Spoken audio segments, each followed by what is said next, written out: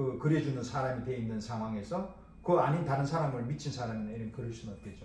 이렇게 그린다는 것은 자유롭습니다. 그래서 제가 오늘 소개해 드리려고 하는 이때의 화가들은 이런 화가들이죠. 자, 1번 에밀 프리앙. 1863년생입니다. 63년생인데 뭔가 조금 누구 닮았어요? 뭉크 닮았죠, 그죠? 자, 이런 그림들이 보면 약간 까유보트. 근데 이 사람은 아카데미면은 이렇게 안 그리죠. 조금은 인상파에 약간은 이 사람이 가는 거죠. 너무 안 갈 수는 없으니까. 이런 사람들이 주로 이제 샤바넬 출신들이에요.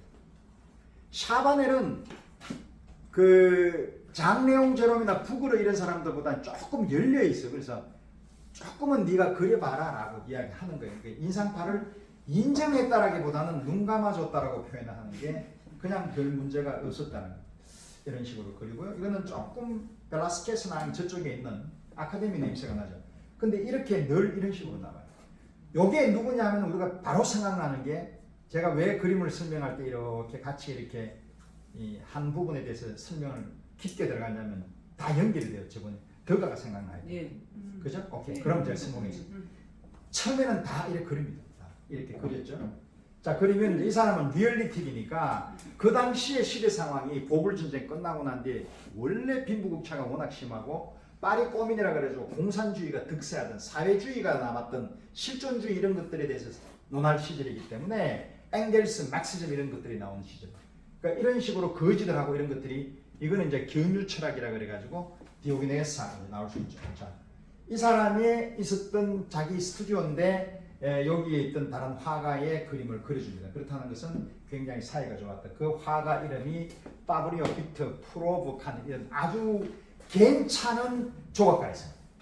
로댕만 알았지 이 사람은 몰랐어. 이 사람은 어떤 작업을 했느냐. 이 사람은 낭시, 프랑스의 낭시 사람이 둘 다 이렇게 생겼어요. 딸하고 같이 있었고 이런 그림을 그려요. 그 당시에 자, 이 사람 나이가 제가 마티스라고 그랬죠. 마티스가 그때 한참 1905년도에 마티스의 포비즘이 유명할 때인데 이런 걸 그렸단 말이에요. 이게 뭐지? 근데 이게 주였단 말이에요.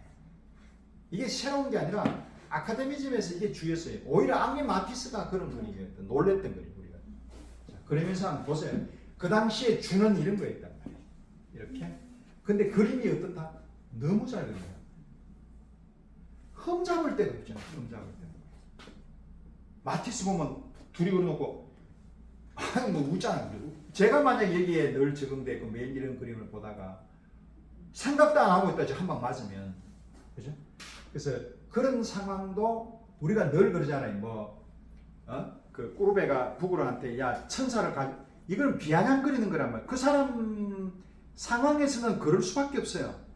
홍대 미대 교수가 가만히 있다가 계속 판타지 있는 소설에 있는 그림을 그릴 수는 없잖아. 그럼 학생들은 뭐 배워요? 아니잖아. 그렇기 때문에 그런 것도 인정하자라는 게 오늘 강의의 취지입니다. 자, 이렇게 그려요. 파우스트의 어떤 그런 장면들을 스케치. 이건 뭐 끝난 거잖아요. 이 정도 되면 그죠? 이 정도는 해야 되겠죠? 이렇게 나와. 이거는 들라크루아보다도 더 그렇죠? 예. 네.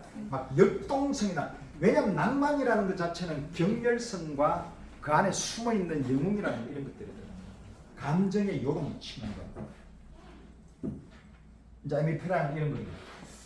정신 차려. 이 왜냐하면 그 당시만 하더라도 인프레리알리즘 그러니까 제국주의 그러니까 식민지 쪽으로 할 때에 그쪽으로 가는 여러 가지 통로들이 많았잖아요. 그래서 이런 그림도 그리고 이제 이거는 딱 보면 이제 그때 이렇게 모여 있던 농촌 그러니까 거의 파리는 한 200만 정도로 굉장히 사람들이 급격하게 팽창이 되는데 대부분 농민들이에요. 아무리 그렇다 하더라도 공장은 그렇게 많을 수는 없잖아요. 그래서 농민들이 모여서 이제 자기네들 수확했던 거 이렇게 이야기하는 게 이 그림을 딱 봤을 때 이제 그림을 좀 아는 사람들은 알 필요는 없습니다만 알면 좋은 거죠. 저쪽에 가 이동파가 나와야 돼. 이제 러시아 쪽에 이런 그림들이 주구장창 많이 나옵니다. 나중에 이거는 일리아 레핀부터 시작해서 한번 보여드릴게요. 그러다 보면 이제 남녀간의 사랑도 이렇게 삭트잖아요. 이거는 뭐 당연 그죠? 이러면은 이제 반드시 이런 그림에서 같이 나와요. 르파주가. 그렇죠? 엑셀런트. 이게 르파주 그림인데, 근데 조금은 썸타죠. 그러니까 르파주는 1848년이니까 48년생이에요. 그러니까 48년은 그때 2월 혁명이 막 생겨가지고 이제 막 이 사람은 약간 공산주의예요. 그러니까 이 사람은 전쟁터에서도 많이 그거 했고, 그런데 일찍 죽어요. 부상 때문에. 파리 고민에서도 역할을 했고, 근데 굉장히 리얼리티가잖아. 이건 약간 도미의 쪽에 가까운. 이 사람 진짜 말 그대로 사회상이었던 고발이었고, 요거는 약간의 거기에 로맨스가 연결되어 있는 에밀 프량 이름에서 나오는 그런 냄새도 좀 나죠. 요렇게 그래요. 아주 여성들. 자, 그럼 여성들이 등장했어요. 여성들이 등장하는 것들은 그때 산업 사회가 막 커지고 난 뒤에 댄스. 그래서 더가가 댄스였잖아요. 이 댄스는 거의 콜티잔, 정부, 창녀, 매춘부가 연결돼요. 이건 어차피 그 당시에 있었던 직업들이에요. 아픈 역사였죠. 이런 것들이 그 당시에 사회상을 반영하기 때문에 그 얘기를 덜쳐서 뭘 하겠다는 뜻이 아니라 그 부분은 알고 짚고 넘어가지 않으면 그림이 거의 없어져 버려요. 이제 그 그림들이 지금 주된 것을 이룰 겁니다. 그래서 이 사람도 그렇게 이제 받았다는 거죠. 자, 이 사람도 로텐스타인이라고 상당히 유명한 영국의 화가예요. 그 이걸 왜 가져나왔냐면은 에밀 프랑이 가지고 있는 대생력을 제가 보여주려고 하는 건데, 이 사람은 원래 이래 생겼어요. 어때요? 대생력 끝내준단 말이에요. 거의 사진보다 더 정확하게. 그러니까 이 사람은 사진에서 땡겨낼 수 없는 그 이상의 것을 그림에서 취득할 수 있는 사람이에요. 그래서 이렇게 이제 있으면서 약간의 인상파적인 것도 조금씩 가미를 하고요. 여성도 이렇게 그립니다.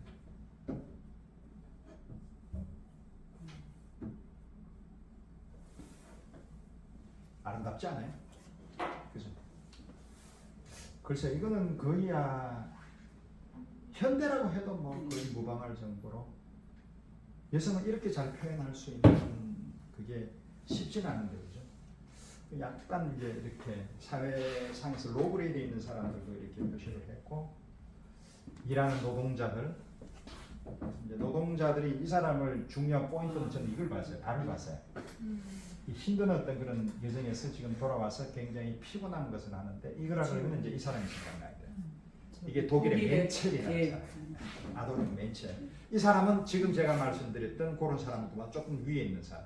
그러니까 거의 1800년대, 이제 1800년대로 넘어갑니다. 아돌프 멘첼은 이런 사람이에요. 이게 이제 바흐의 아들이죠. 이게 프리드리히 그때만 하더라도 이제 1853년도에 그림들이. 그럼 1853년이라 그러면은 모네가 이제 캐리커처 그리고 이제 그 외전부댕하고 거기 동네에 있을 때 그때 이 그림을 그렸는데, 이게 굉장히 대작이에요. 그러니까 그 러시아 같은 경우에는 그때가 이제 프리드리히 시절에서 넘어와서 이제 비렐름으로 넘어온 시절이란 말이에요. 요때 이런 것들에 대한 굉장히 갈구를 해요. 왜냐하면 이 사람들은 그냥 그 왕국이 나중에 대통이라고 소통을 해서 이 사람들이 자기 나라를 독일을 만들어서 그렇지, 얘는 원래 오스트리아 나중에 합스부르크 합니다만 합스부르크에 요만한 나라에 있단 말이에요. 토스카나 공국, 밀라노 왕국에 있는 정도의 왕이에요. 그러니까 누가 왕이 되려 그러면은 로마 신성 로마 제국의 황제 뽑을 때 손드는 거수기 역할을 했던 사람입니다. 거기에서 갑자기 왕이 돼버렸던 거예요. 그 독일이 왜 그래 됐을까라고 생각을 하면 너무너무나 재미있어요. 그거는 나중에 역사를 할 때. 그래서 이 사람들이 이런 대작을 가지고 막 그냥 던지는 거예요. 막 던져요. 그러면서 약간의 선전선동의 느낌도 들어요. 이런 그림을 아무도 안 그려요. 근데 그래요, 이 사람들은. 왜? 노동자들이나 이런 사람들이 있어야. 왜냐면 독일이 성공하는 데 가장 큰 역할을 했던 게 프랑스라는 거예요. 같이 붙어 있었지만 프랑스가 미군노 전쟁에서 이쪽에 있는 개신교들을 전부 다 죽이고 찔러 죽이고, 앙리 2세에서 그 캐터린 메디치가 그런 식으로 하잖아. 그래, 앙리 4세가 될 때 이 위그노들이 다 어디로 갔느냐면 전부 다 독일로 가버렸단 말이야. 여기에서 이 사람들이 앙심을 품었단 말이야. 그래서 독일을 일으키는 원인 중에 하나가 이런 것들이었는데, 이런 그림들을 그린다는 자체는 이 사람들에 대한 배려가 있는 거죠. 왜? 이 사람들의 소중함을 알고 다시 결속을 해서 뭐를 일으키냐? 보불전쟁을 일으킵니다. 보불전쟁을 일으킬 때 그때 이제 밑에 있던 위넨이나 베를린 쪽에 있는 이것들 한꺼번에 다 참여. 왜냐하면 독일에서 프랑스하고 붙자 그러는데 뮌헨하고 베를린이 원래는 다른 그거였지만 이쪽에는 이제 바바리안이 있고 이쪽은 그거란 말이에요. 프로스탄이란 말이에요. 그러니까 얘들하고 같이 뭉쳐가 이걸 시작하니까 얘들은 갑자기 붙어야지. 그래서 이게 결국은 대통일이 되어버린 거예요. 그러니까 얘들은 자연스럽게 통일이 돼서 독일이 되는 나라예요. 그러니까 너무나 운이 좋은 나라죠.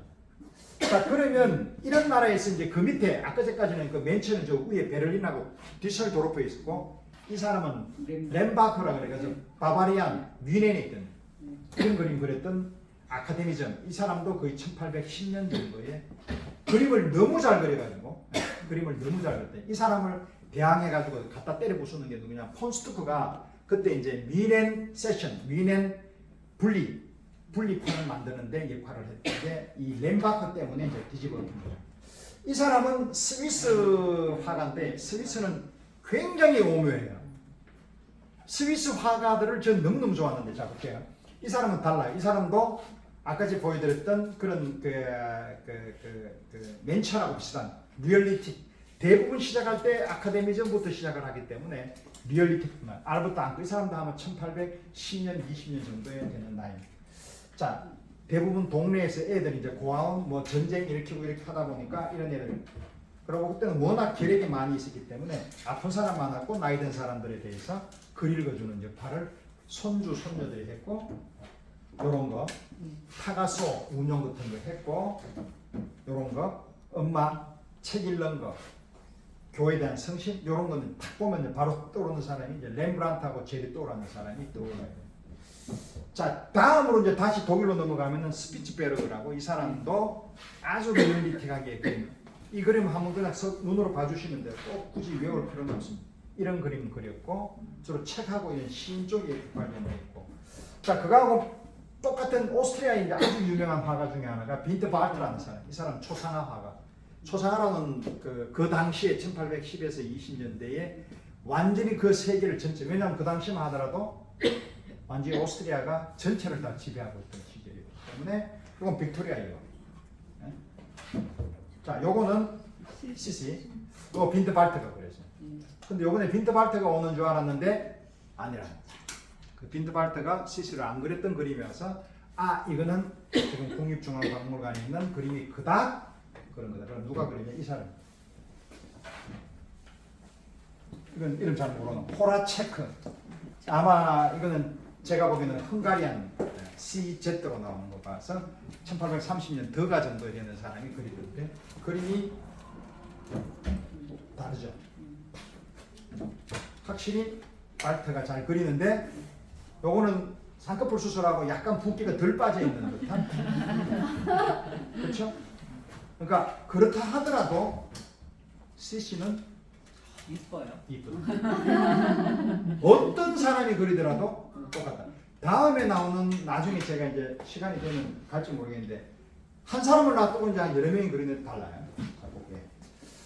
자, 외장왕도 이뻐요. 발트는 그립니다. 자, 그때에 이제 그 우리 흔히들 이야기하는 그 사실주의 대가는 러파주의 스승이 줄 브레통.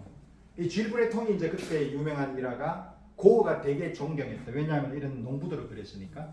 거기 가서 이제 가보니까 이 사람은 잘 살더라. 뭐 그림 잘 그리면은 돈 많이 들어오면은 잘 살죠. 그거를 갖다가 고흐는 순진하게 내같이 뭐 이렇게 생각을 했나 봐요. 그거는 이제 다른 얘기고. 요게 누구냐면 데몽트 브레통이라 그래서 딸이에요. 딸끼리 그리는데 딸이 더 잘 그렸어요. 훨씬 더 현대 컨템포러리적인 어떤 그런 느낌이 들죠. 줄 브레통입니다. 이렇게 그렸습니다. 좀 다르죠, 그죠? 리얼리틱한 그런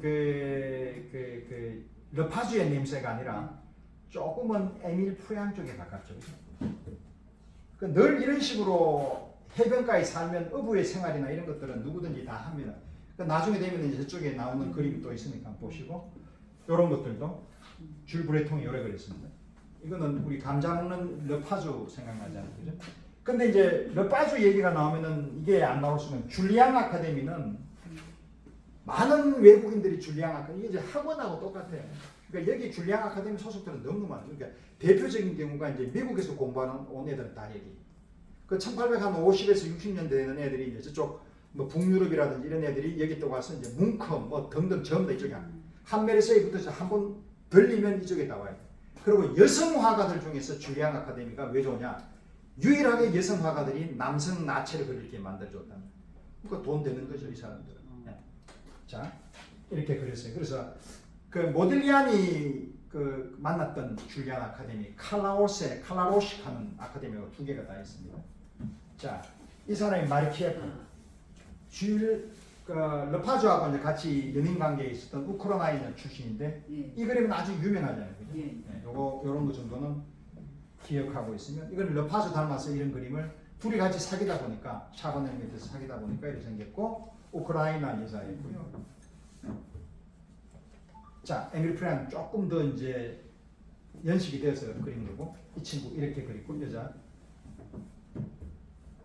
정치적으로 이제 그때는 워낙 타합한 그런 상황이고 그 당시에 이제 드레푸스 사건들이 생기고 뭐 반유대인 유대인하고 반유대인 유대인의 문제가 아니라 캐톨릭 앤드 개신교하고 종교적인 문제가 되고 기득권하고 기득권이지 않는 것으로 나눠졌기 때문에 굉장히 정치적으로 핫하게 그래서 훨씬 더 뜨거운 나라가 프랑스라고 보시면 돼요. 자, 이제 이 친구는 이렇게 들어옵니다. 갑자기 다음 자기 얼굴에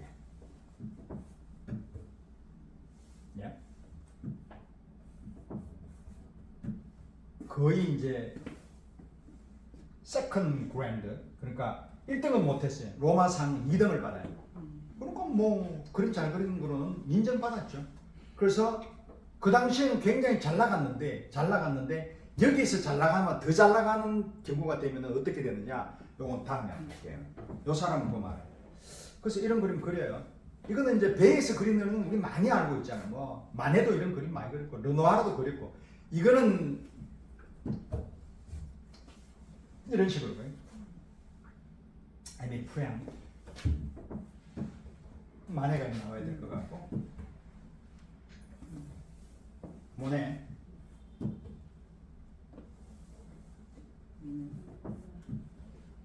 르누아르 동생 그러니까 이런 거가 그 당시에는 하나의 놀이 문화였죠. 자, 이 그림은 하미하는 바가 되게 크죠. 이건 아카데미 그림 같죠. 그러니까 그림자가 나왔다라는 것 자체, 우리 그림자를 이렇게 그리는 그림도 있었잖아요, 그죠? 그런 것들에 대한 오마주로 이 사람이 그린 것 같아요. 그걸 지금 자세히 설명드리려고 하는 것은 절도라. 이렇게 그렸고,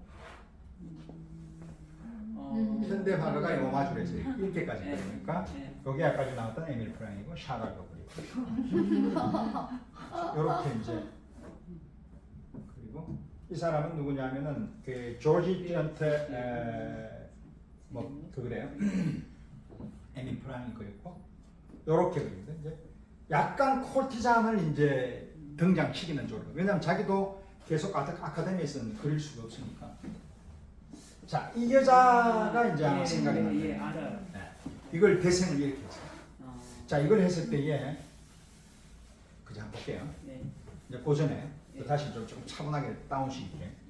자, 이거는 만성들. 그렇죠? 만성들. 네. 슬픔으로 들어가 있잖아요. 딥소로. 자, 딥소로를 한번 가볼게요. 근데 그 전에 이 사람의 정물화에 같이 꽂혀 있다는 거죠. 이 사람이 정물화를 이렇게 해요. 몽티셀리도 조금 생각이 나고요. 오늘은 제가 빨리빨리 갈게요. 왜냐하면 이게 너무 많았어. 자, 이렇게 갑니다. 딥소로에. 자, 계속 가볼게요.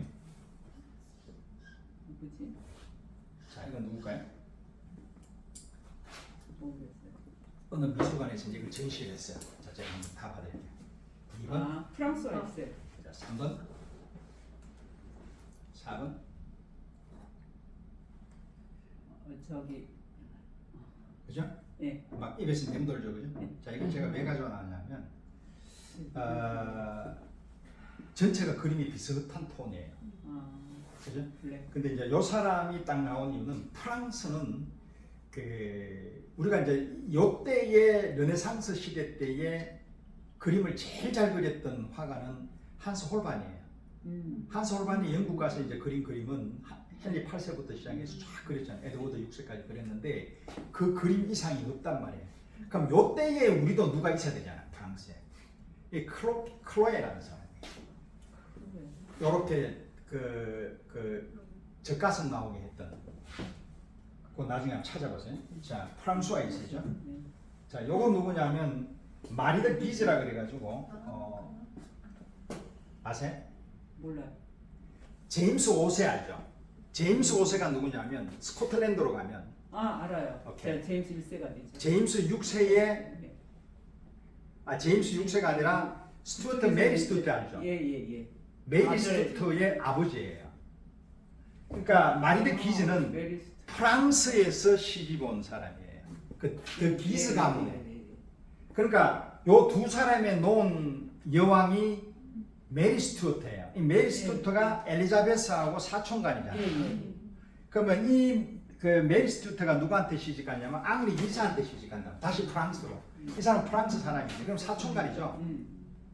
그 메리 기스에서 근데 앙리 2세가 일찍 죽어버리잖아요. 앙리 2세가 아니라 앙리 3세가 일찍 죽어버리잖아요. 그러니까 메리 스튜어트는 거기에서 계속 있었어야 되는데 거기에 자기 시어머니가 캐서린 메디치가 안 관리를 해줬단 말이에요. 왜? 이탈리아 사람들은 벌써 이미 굉장히 강해요. 권력에 대해서. 저거 혹시 또 내를 씹을 수 있기 때문에 걔는 그냥 쳐버리는 거예요. 자기 아들 죽자마자 바로 며느리는 보내버려요. 어디로? 스코틀랜드로 뒤지단 말이죠. 그래 가서 얘는 죽는 거예요. 그래서 뒤졌어요. 자, 그래서 거기에 아들이 누구냐면 제임스 6세가 되는 거죠. 예. 그렇죠? 오케이. 자, 요거는 리베라예요. 스페인. 그림이 벨라스케스와 같이 나오죠. 그렇죠? 예. 자, 요걸 제가 보여드리려고 가져온 거예요. 자, 만해도 예. 나오죠. 예. 나옵니다. 프리앙도 나온다는 거예요. 그때는 전체적으로 이런 흐름이에요. 자, 그 얘기는 그냥 그렇게 알고 계세요. 자, 아까 제가 보여드렸던 만성절에서 이런 스케치. 오케이. 자, 이게 나와요. 그죠? 예. 이게 상당히 슬픈 거죠. 이렇게 들어가서 이 사람 하고 있는 이 구상적인 어떤 그런 상황에서 흐름은 가히 대단하죠.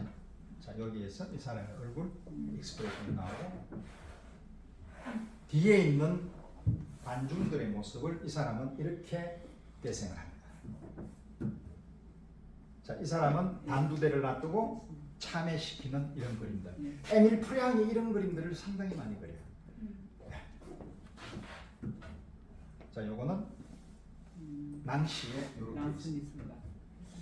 그러고도 이런 그림을 또 그려요. 예. 요거는 나중에 이제 요 생각이 나야 돼요. 르빠주. 르빠주가 나오죠. 예. 오케이. 이거 런던 보이, 우체부, 르빠주. 르빠주, 에밀 프레아는 이런 것도. 그러니까 그림은 그릴 줄 아는 친구예요. 네. 이제 자기가 조금 나이가 44세 정도 됐을 때, 그러니까 거의 한 1900년대 초겠죠. 이게 제일 유명한 에밀 프레앙의 자화상이에요. 자, 자기 스튜디오 이 그림이 나와요.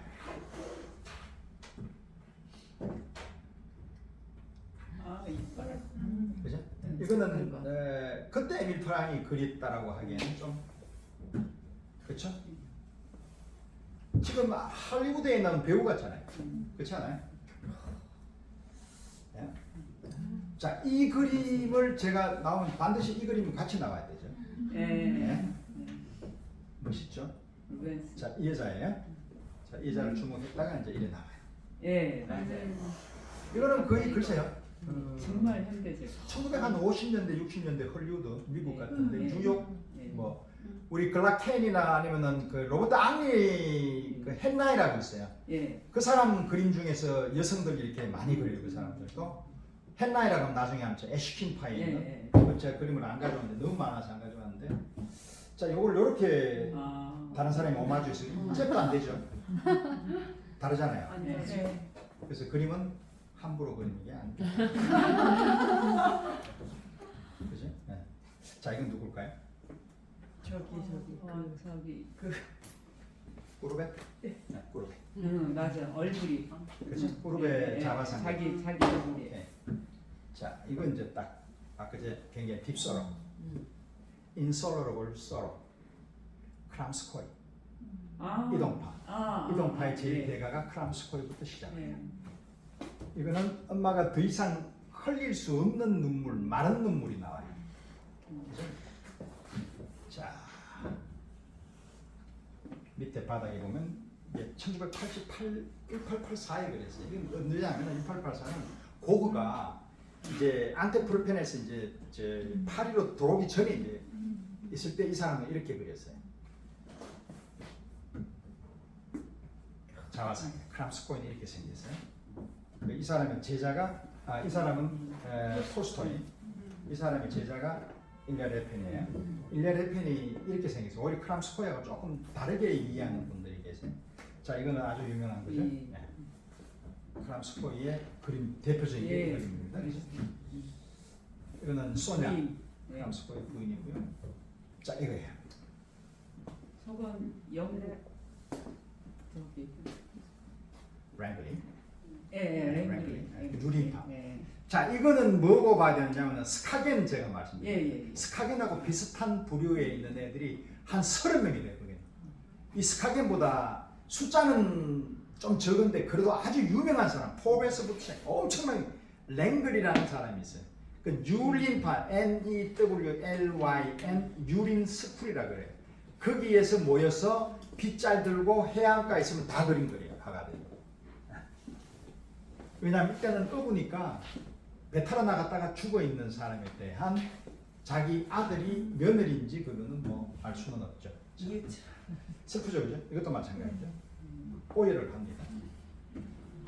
자, 이런 현대적으로 그린다. 이거는 오히려 슬픔을 예수님하고 같이 빗댄 거죠. 자, 이런 것들도 있고. 콜비치는 이런 식으로 그렸죠. 콜비치. 그건 아닌데. 프란시스코 페드리아가 이렇게 그렸습니다. 확실히 러시아 쪽은 굉장히 강해요. 네. 젠틀리스키 이런 사람도 있고 그렇게 있고. 자, 이게 슬픈 것 중에 하나가 뭉크. 엄마 다 죽고 이제 이래 돼 있죠. 자, 이거는 누굴까요? 모네가 와이프 죽은 거. 엑셀런트. 근데 이제 아는 사람도 있고 모르는 사람인데 모른다 그래서 절대로 기죽을 필요가 없어요. 모네 와이프가 죽는 거 뭐 알면 뭐예요? 내가 마음이 동해야지. 근데 이런 게 있다라는 거죠. 이 사람은 언제 죽었냐면 1879년에 죽었어요. 유방암으로 동시에라는 사람이에요. 이 사람하고 모네하고 제일 친했던 사람이 이제 사실은 르누아르하고는 너무나 큰 어떤 그런 우정 관계가 있는데 그 두 사람을 붙일 거예요.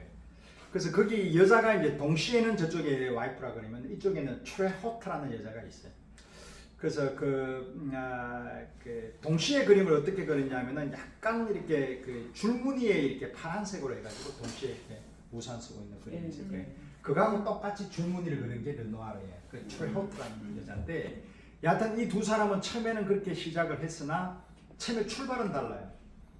모네는 전형적인 인상파 화가고 이 사람은 인상파 내지 아카데미 계속 기웃고 그러다가 이제 사매하고 난 뒤에 이 사람은 쫑이 나가고 내가 왜 인상파를 해야 되지?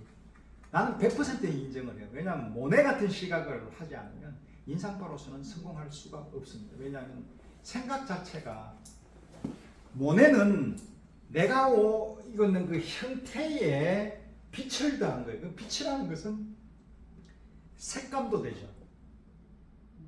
그죠? 컬러가 된단 말이에요. 그걸 시시각각 나오는 것을 색감으로 달리 표현한 거죠. 그런데 그게 색감이라 그러지만은 굉장히 채도가 얕은 쪽이죠. 왜냐? 빛이니까 완전히 그냥 뭉개버린단 말이에요. 흰색에 가까운 아니면은 붉은색도 굉장히 연한 쪽으로 갈 수밖에 없잖아요. 밤이면은 그림이 안 보이는데 그 빛에 따르는 그런 것들은 한계가 있고 그 변하는 것 자체가 결국은 내가 영혼을 그대로 잡아냈느냐에 대한 확신도 못한단 말이에요. 그러니까 사람들이 다 헤어지기 시작한단 말이에요. 거기서 대표적인 경우가 세잔. 뭐야 이놈들. 그 자기는 영혼을 거기서 담아내야 돼. 그래서 사과를 그리 그린단 말이에요. 그리고 내가 보는 시각은 그리 안 보인다는 말이에요. 그럼 너희들이 보는 거는 항상 눈을 그냥 단안적으로 보는 거란 말이에요. 양안을 가지고 보는 게 아니라 늘 단안으로 이렇게 하나만 이렇게 보는 원근법이나 이런 것들에 대한 것만 너무 신경 쓴다는 거죠. 그 처음에 굉장히 거기 따르는 어떤 그 다툼이 있었는데 시작할 때부터도 그닥 그렇게 아주 순조롭게 시작은 안 했어요. 왜냐하면 이 사람들이 그 보불 전쟁 생길 때만 하더라도 나름대로는 그림을 그렸어요. 모네도. 왜? 1864년도에 샤를 글레이 밑에서 이제 그림이 4명을 배우다가 빅4라고 내가 늘 이야기하는 그 사람들 이름 일일이 이야기 안 할게요. 그래서 샤를 글레이하고 샤를 글레이가 아프네. 그래서 문을 닫고 학원을. 그럼 너들 다 헤어져. 그래서 르누아르는 트레호트라는 다른 사람 만나서 약간 그림을 걸어가고 바지오 만났고 이 사람은 시슬레하고 둘이 저기 외제 무덤 떠돌아 다닌단 말이에요. 거기서 초기 그림을 보면 모네 그림이 그렇게 예쁜 그림이 안 나와요. 그냥 아직도 약간 샤를로 그레이의 약간의 아카데미즘하고 이게 뭐 그쪽에 있는 그림들 이렇게 자갈밭 그리고 이런 거 보면 글쎄.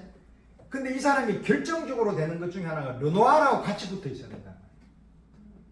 왜냐하면 모네 그림을 가만히 보면 늘 그러면 자연이 있어요. 자연. 근데 르누아르는 자연에다가 인상이 똑같은 글레누어르에서 하는 그런 동네가 있는데 거기서 그린 그림이 있어요. 저기 막 배 떠당기고 하는 그 유원지인데 똑같이 그렸다고. 그림이 달라요.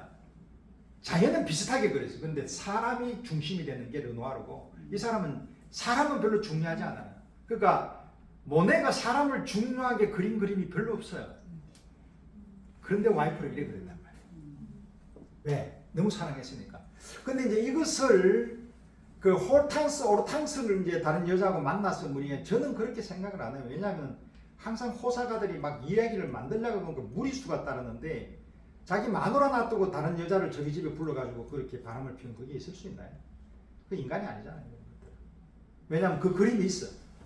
그 동시에가 창문으로 지나가는 것을 이제 그리는 그림인데 그때 오르탕스하고 둘이가 있었다라는 어떤 그런 얘기를 어디서 한번 봤어. 말도 안 되는 얘기. 그냥 그 여자를 그린 거죠. 근데 그 여자가 죽었어. 그래서 어떻게 하다가 이제 오르탕스는 일찍 만나서 이제 왔지만 여하튼 이렇게 죽어서 이 사람이 결국은 이제 그 베테유로 떠납니다. 베테유라는 것 자체의 그림은 거기서 딱 2년 살아요. 이 사람이 이제 79년도에 거기 가서 79년도 베테유 겨울을 하는데 그때 그림이 예술이에요. 베테유에서의 대부분 그 추운 겨울 그러니까 프랑스 파리 주위는 되게 춥잖아요. 안 가봤습니다. 거기에서 나오는 얼음 떠내리는 이런 그림들을 보면 그 모네의 마음이 절절하게 묻어 있는 게 베테유 그림이라고 보시면 돼요. 그래서 아무튼 이런 그림을 그렸습니다. 자, 고갱도 이렇게 그려요. 근데 슬픔이 있는 그림이죠. 자, 이거는 호들레. 제가 제일 좋아하는 스위스 화가. 스위스는 제가 제일 아끼는 화가인데 이거 나중에 한번 해보죠. 자기 와이프 죽은 거. 그렇죠. 이제 되어가는. 자, 그러면 제가 지금까지 이렇게 말씀드렸던 그 화가들 중에서 이제 그 에밀 프랑은 지나갔고 에밀 프랑이 이제 스승이 샤바넬이라고 그랬잖아요. 그럼 이제 다음 나오는 사람이 이제 등장한 사람이 에델펠트. 에델펠트 핀란드 사람. 이 사람에서 아돌프 본 베크라는 사람이 있는데 이것은 그때 잠깐 스카겐에서 우리가 잠깐 나왔는데 스카겐에서 데니시 골든 엣지라고 그랬어요. 이 데니시 골든 엣지는 아케스부르그라고 이제 기억나실지 모르겠는데 그 화가가 있는데 그 화가 밑에서 이제 쭉 그림이 나오고 난 뒤에 이제 이 사람들도 뭔가 골든이 나와야 되겠죠. 이때도 얘들 눈이 막 커나가니까. 근데 핀란드는 덴마크보다는 조금 그렇게 경제적으로 부유한 나라가 아니죠. 조금 한 3, 40년 뒤에 시작을 해요.